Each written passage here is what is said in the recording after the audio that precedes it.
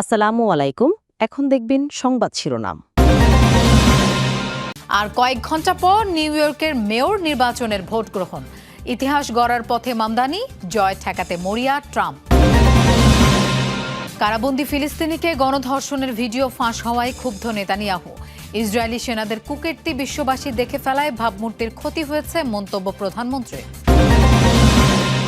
Israel বিরোধী বিক্ষোভে উত্তাল অস্ট্রেলিয়ার সিডনি। সমরাষ্ট্রের প্রদর্শনীতে তেল আবিবের কোম্পানির অংশগ্রহণের জেরে ক্ষোভ, পুলিশের সাথে আন্দোলনকারীদের সংঘর্ষ।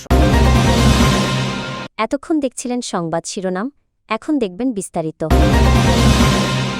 আর কিছুক্ষণ পর শুরু হচ্ছে যুক্তরাষ্ট্রের নিউ ইয়র্ক সিটির আলোচিত মেয়র নির্বাচনের ভোট গ্রহণ। মঙ্গলবার স্থানীয় সময় সকাল 6টায় শুরু হবে ভোটাভুটি, চলবে রাত 9টা পর্যন্ত। ধারণা করা হচ্ছে মঙ্গলবার ভোটাধিকার প্রয়োগ করতে পারেন প্রায় 20 লাখ নাগরিক। এর আগে গত 9 দিনে আগাম ভোট দিয়েছে 7,35,000 মানুষ, যা 2021 সালের তুলনায় 4 গুণ। সবশেষ জরিপের তথ্য অনুযায়ী নিকটতম প্রধান প্রতিদ্বন্দ্বী স্বতন্ত্র প্রার্থী অ্যান্ড্রু কুমোর চেয়ে 17 পয়েন্টেরও বেশি ব্যবধানে এগিয়ে আছেন ডেমোক্র্যাট প্রার্থী মনোনীত জোহরান মামদানি।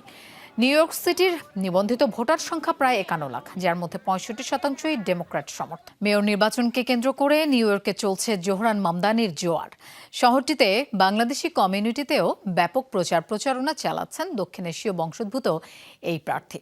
জ্যামাইকায় নির্বাচনী সমাবেশে বাংলাদেশিদের সাথে গলা মিলিয়ে বাংলায় স্লোগান দিতে দেখা গেছে তরুণ ডেমোক্র্যাটকে।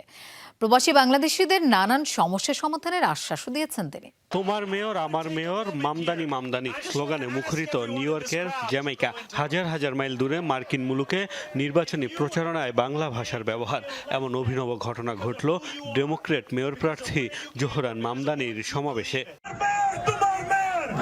বাংলাদেশিদের সাথে গলা মিলিয়ে বাংলায় স্লোগান দিয়েছেন মেয়র প্রার্থী জোহরান মামদানিও। বাংলাদেশিদের উদ্যোগে আয়োজিত জনসমাবেশে উপস্থিত ছিলেন দক্ষিণ এশিয়ার বিভিন্ন দেশের মুসলিম সহ নানা ধর্মের মানুষ। বরাবরই নিজের অভিবাসী পরিচয়কে গুরুত্ব দিয়ে তুলে ধরেছেন মামদানি। সমাবেশেও কথা বলেন এই ইস্যুতে। নিউ ইয়র্কে জাতিগত পরিচয়ের কারণে দক্ষিণ এশিয়ার নাগরিকদের হয়রানির কথা তুলে ধরেন মামদানি। নির্বাচিত হলে বিভিন্ন সংকট সমাধানের আশ্বাসও দেন। We are not just saying goodbye to a disgraced former governor on Tuesday. We are saying goodbye to the politics of that disgrace. নির্বাচনী প্রচারণায় আলোড়নের পাশাপাশি সব জনমত জরিপেও এগিয়ে ডেমোক্র্যাট প্রার্থী মামদানি। দক্ষিণ এশিয়ার কমিউনিটিগুলোতে তার জনপ্রিয়তা তুঙ্গে। ভোটারদের বাড়ি বাড়ি তো যাচ্ছেনই, অনলাইনেও চালাচ্ছেন ব্যাপক প্রচারণা। ব্যতিক্রমী ক্যাম্পেইনের জন্য এরই মধ্যে বেশ প্রশংসিত হয়েছেন মামদানি।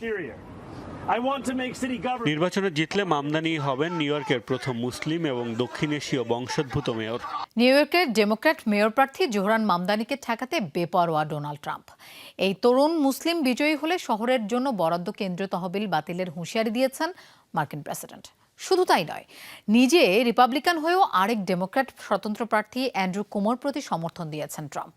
মেয়র নির্বাচনে প্রেসিডেন্টের হস্তক্ষেপের সমালোচনা করেছেন আলোচিত প্রার্থী মামদানি। হুমকির বিরুদ্ধে রুখে দাঁড়ানোর প্রত্যয়ও জানিয়েছেন। বিশ্ব বাণিজ্য সংস্কৃতির কেন্দ্র নিউ ইয়র্ক সিটির বহুল আলোচিত নির্বাচন ঘিরে উত্তেজনা বাড়ছে। শুরু থেকেই ডোনাল্ড ট্রাম্পের মাথা ব্যথার কারণ ডেমোক্র্যাট প্রার্থী জোহরান মামদানি।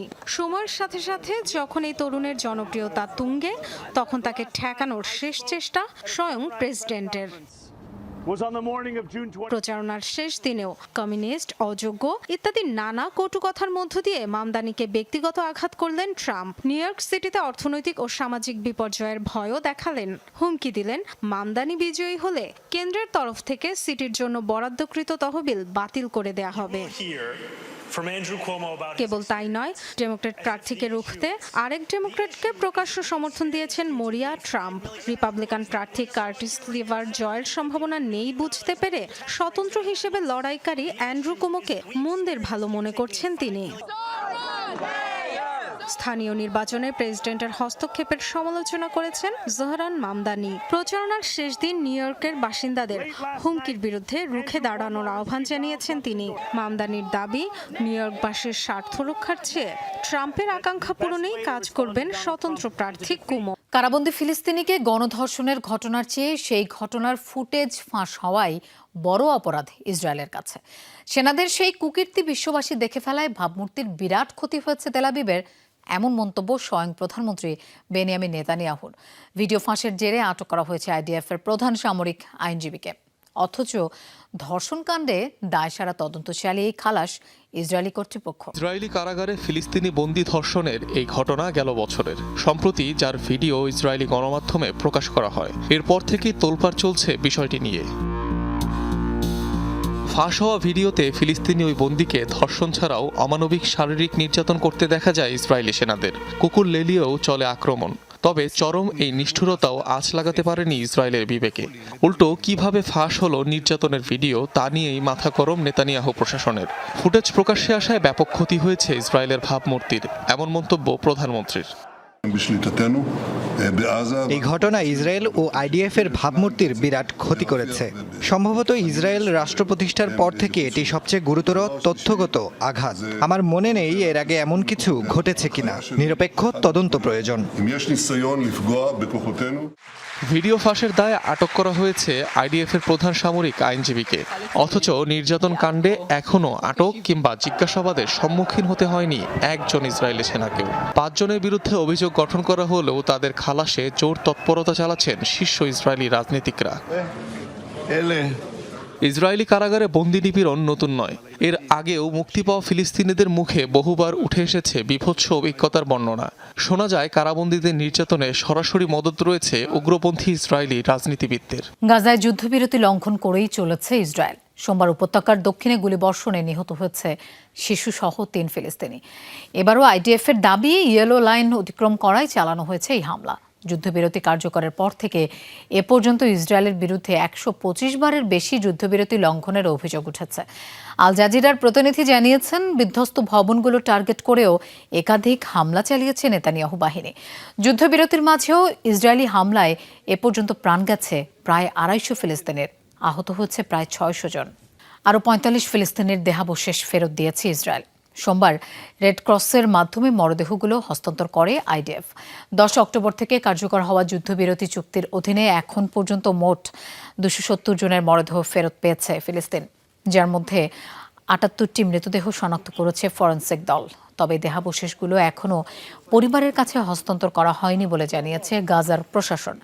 কর্তৃপক্ষ জানিয়েছে, ফেরত পাঠানো অনেক মৃতদেহের উপর চরম নির্যাতনের প্রমাণ রয়েছে। পাওয়া গেছে হাত ও চোখ বাঁধা, মুখমণ্ডল বিকৃতি সহ গভীর ক্ষতের চিহ্ন। পরিচয়পত্র ছাড়াই দেহাবশেষগুলো ফেরত দিয়েছে ইসরায়েল। যুদ্ধবিরতি লঙ্ঘন করে আবারও লেবাননে হামলা চালিয়েছে ইসরায়েল। প্রাণ গেছে 2 জনের, আহত আরও 7 জন। সোমবার দেশটির দুয়াইর ও আইতা আল শাব শহর লক্ষ্য করে ক্ষেপণাস্ত্র ছোড়ে আইডিএফ। হামলায় হিজবুল্লাহর বিশেষ ইউনিট রাদওয়ান ফোর্সের কমান্ডার মোহাম্মদ আলী হাদিদকে হত্যার দাবি করেছে আইডিএফ। হাদিদের বিরুদ্ধে পুনরায় সন্ত্রাসী অবকাঠামো তৈরির চেষ্টার অভিযোগ তেল আবিবের। হিজবুল্লাহর ঘাঁটি লক্ষ্য করে অভিযান জোরদারের হুমকির ঠিক একদিনের মাথায় চালানো হয়েছে এই আগ্রাসন। ইসরায়েলি প্রতিরক্ষা মন্ত্রী কাতজের হুঁশিয়ারি, আগুন নিয়ে খেলছে হিজবুল্লাহ।